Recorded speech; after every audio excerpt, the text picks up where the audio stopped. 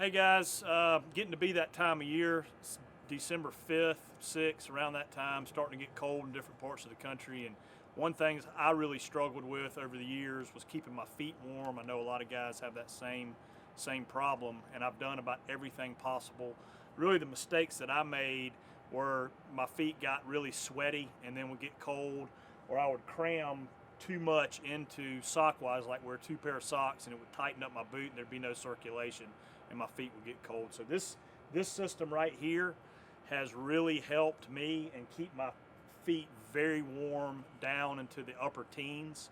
And I'm just going to walk through exactly what it is. First off, we'll talk about the boots. Obviously not sponsored by Kenetrek. This is just the boot that I've used that I've found to work on my feet. This is the Kenetrek Northern Pack Boot, and it has 600 grams of Thinsulate inside the rubber part, so it keeps your foot really warm.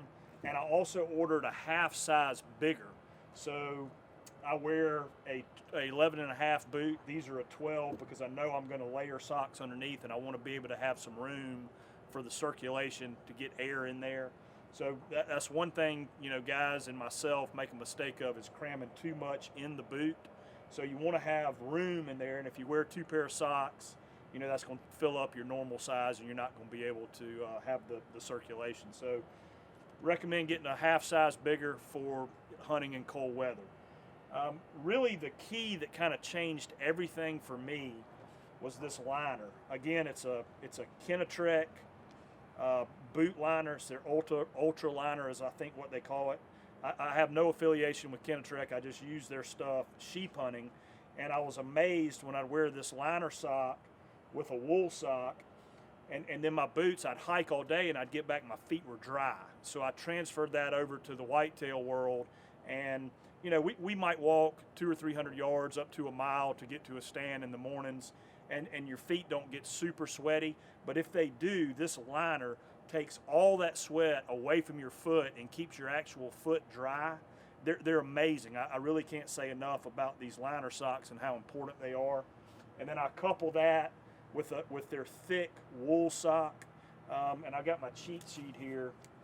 The liner sock is 77% polypropylene, so you don't have to get Kenetreks, but obviously what they're building these out of works. So I would look up, if you're getting liner socks, make sure they've got a bunch of polypropylene in them. And then this wool sock is their thick Mountain Hunter sock, and it's 60% merino wool. So when you do get moisture in there, it's going to pull it out, but it's going to remain warm. So really important. What I'll do is when we get into the 30s, again, my feet get pretty cold. When we get into 30s, I'll just wear just this wool sock because that's not ultra cold. And then when we start dipping down in the 20s and the upper teens, I'll add the liner, and then that keeps the feet completely warm. And then as we drop in temperatures and get down into the low teens, even into the negatives, then what I'll do is go up on Thinsulate in the boat and get some 1,000 gram, the boots. I'll go up and Thinsulate on the boots, and then get 1,000 gram of Thinsulate in the boots, but I'll keep the sock system exactly the same. So guys, I hope this helps. Gives you some ideas on how to keep your feet warm, because we're getting into December, January, when it starts to get really cold in different parts of the world. Thanks guys, appreciate it.